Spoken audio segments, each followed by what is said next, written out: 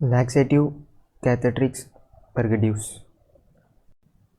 இந்த மூணும் எப்படின்னு பார்த்தீங்கன்னா மூணுமே ஒரே மாதிரி தான் இருக்கும், ஒரே வேலையை தான் செய்யும், என்ன கொஞ்சம் டிஃப்ரெண்ட்டான ஆக்ஷனில் செய்யும். அதனால தான் Cathartics, Purgatives, Laxatives அப்படின்னு மூணு வெரைட்டி இருக்குது. இந்த மூணு வெரைட்டிக்கான வேலை என்னென்னா, நம்ம பவுலில் இருக்கக்கூடிய ஃபீக்கல் மெட்டீரியல் இருக்குல்ல, அந்த ஃபீக்கல் மெட்டீரியலில் தான் இந்த மூணுமே போய் ஆக்ட் ஆகும். அப்படி எப்படிலாம் இந்த Cathartics, Purgatives, Laxatives நம்ம எடுப்போம் அப்படின்னா, எப்படிலாம் அட்மினிஸ்ட்ரேஷன் பண்ணுவோம் அப்படின்னா, ஓரல் ரூட்டாகவும் வாய் வழியாகவும் எடுப்போம். அப்படி வாய் வழியாக எடுக்கக்கூடிய இந்த Purgatives, Cathartics இதெல்லாம் எப்படி இருக்கும்னா, ஒன்று சஸ்பென்ஷனாக இருக்கும் அல்லது பவுடர் ஃபார்மில் இருக்கும். பவுடர் ஃபார்மில் இருந்து அதை லிக்விடில் போட்டு நம்ம சால்யூபிள் பண்ணி நம்ம குடிப்போம். அதே மாதிரி இன்னொரு டைப் இன்னொரு அட்மினிஸ்ட்ரேஷன் எப்படி இருக்குன்னு சொன்னால், ரெக்டல் ரூட் எல்லாருக்குமே தெரியும். பின் துவாரம் வழியாக நம்ம இந்த மாதிரி மெடிசினை, இந்த மாதிரி ட்ரக்கை நம்ம உள்ளே அனுப்புவோம். அப்படி அனுப்புறதுக்கான ரெண்டு டைப் எப்படி இருக்குன்னு சொன்னால், எனிமாவாக இருக்கும், இன்னொன்று சப்போசிட்டோரிஸாக இருக்கும், ஒரு மாதிரி ஜெல்லி மாதிரி இருக்கும்னு வச்சுக்கோங்களேன், பார்த்தா அவங்களுக்கு தெரியும். அதில் மொதல் விஷயம் Cathartics அப்படிங்கிறது என்ன பண்ணும் அப்படின்னா, நம்மளுடைய பவுலில் இருக்கக்கூடிய ஃபீக்கல் மெட்டீரியலை வெளியில் அனுப்பும். இது எங்கே யூஸ் பண்ணுவாங்க அப்படின்னா, இதுதான் இருக்கிறதுலே பவர்ஃபுல்லான ஒரு பவுலில் கிளியர் பண்ணுறதுக்கான ட்ரக்கு அப்படின்னு வச்சுக்கோங்களேன். இந்த ட்ரக்கை எங்கே யூஸ் பண்ணுவாங்க அப்படின்னா, ஆப்ரேஷன் சர்ஜரி பண்ணும் பொழுது அவங்களுடைய பவுல் கிளியர் பண்ணணும் அப்படிங்கிற இதில் ஃபுல்லாக கிளியர் பண்ணுறதுக்காக இந்த Catharticsஸை அந்த சர்ஜரிக்கு முன்னாடி அவங்களுடைய பவுலை கிளியர் பண்ணுறதுக்காக யூஸ் பண்ணுவாங்க. அதே மாதிரி Purgatives பார்த்தோம் அப்படின்னா, Purgatives ஆனது முதல்ல சொன்ன மாதிரி எல்லாமே ஒரே மாதிரியான ட்ரக்கு தான், ஆனால் என்ன கொஞ்சம் டிஃப்ரெண்ட்டான ஆக்ஷன்ஸில் வேலை செய்யும்.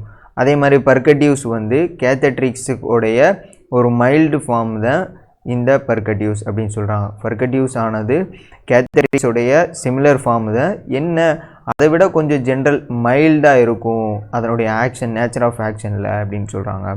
இதனுடைய எக்ஸாம்பிள் பார்த்தீங்கன்னா பொட்டாசியம் பைடார்ட்ரைட் அப்படிங்கிறத சொல்கிறாங்க. அதே மாதிரி லாக்ஸேட்டிவ் ஆனது Purgatives-ஓட ரொம்ப மைல்டாக இருக்கும் அப்படின்னு சொல்கிறாங்க. அது மட்டும் இல்லாமல் இதனுடைய ஆக்டிவ், அதாவது ஆக்ஷன் எப்படி இருக்குன்னு சொன்னால், அந்த Purgatives, Cathartics மாதிரி இல்லாமல் இதனுடைய நேச்சரும் மெக்கானிசமும் வேறு மாதிரி இருக்கும் அப்படின்னு சொல்கிறாங்க. அதுக்கு example magnesium sulphate, sodium phosphate.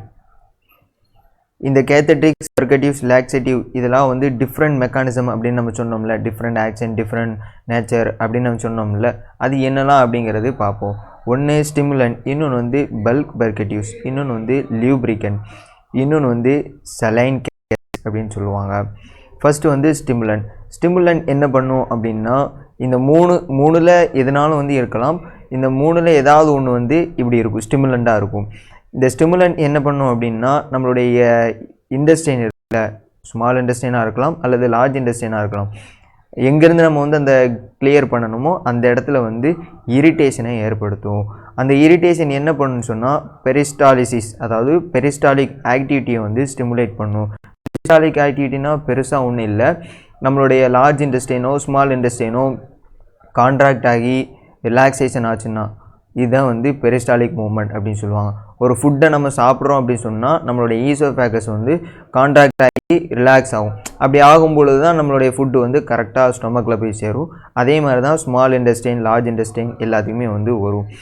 இதை இரிட்டேட் பண்ணுறதுனால இந்த பெரிஸ்டாலிக் ஆக்டிவிட்டியை நம்ம ஸ்டிமுலேட் பண்ணுறோமா, அதனால தான் இதுக்கு பேர் ஸ்டிமுலண்ட் அப்படின்னு சொல்கிறாங்க. அதுக்கான எக்ஸாம்பிள் சென்னா, இது ஒரு பிளான்ட்டு. இந்த பிளான்ட்டை நம்ம சாப்பிட்டோம் அப்படின்னு சொன்னால் நமக்கு ஸ்டிமுலண்ட் ஆகி நம்மளுடைய ஃபீக்கல் மெட்டீரியல் ரிலீஸ் ஆகிறதுக்கு வாய்ப்பு இருக்குது. அதே மாதிரி கேஸ்டர் ஆயில், இது எல்லாருக்கும் தெரியும்னு நினைக்கிறேன். செகண்ட் ஒன்று பல்க் Purgatives.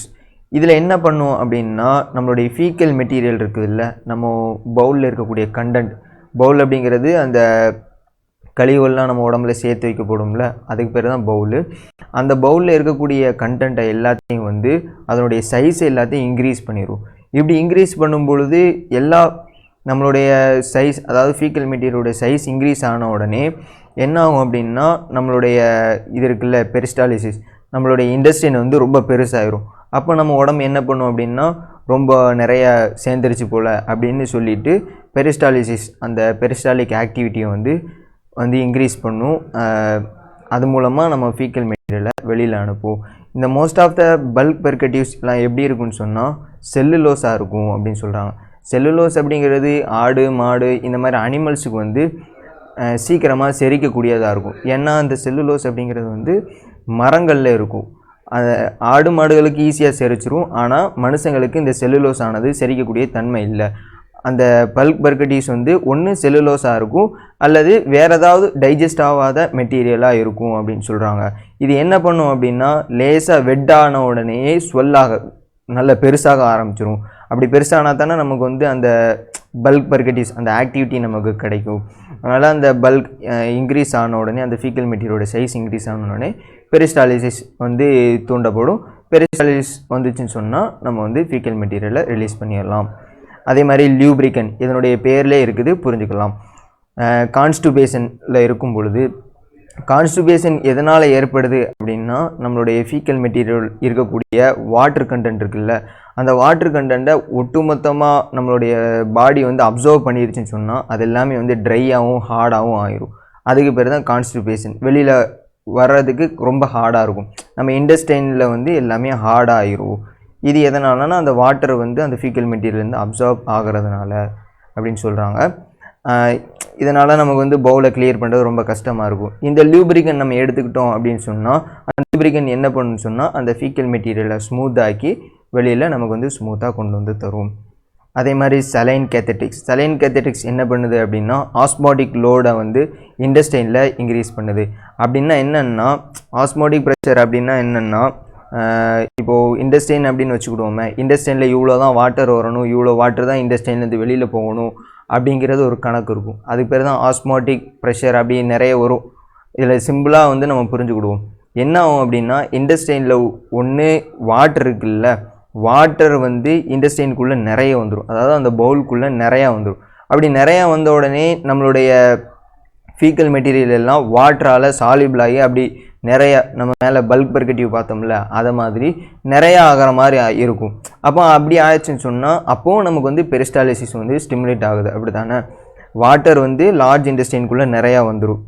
அந்த செல் வால்ஸ் வழியாக அந்த ஆஸ்மாட்டிக் ப்ரெஷர் அந்த லோடு அதிகமாகி உள்ள வாட்ரு வந்துடும். அப்படி வாட்ரு வந்த உடனே நம்மளுடைய ஃபீக்கல் மெட்டீரியல்லாம் சால்யூபிள் ஆகி ரொம்ப நம்ம பவுலே ஃபில் ஆன மாதிரி இருக்கும்.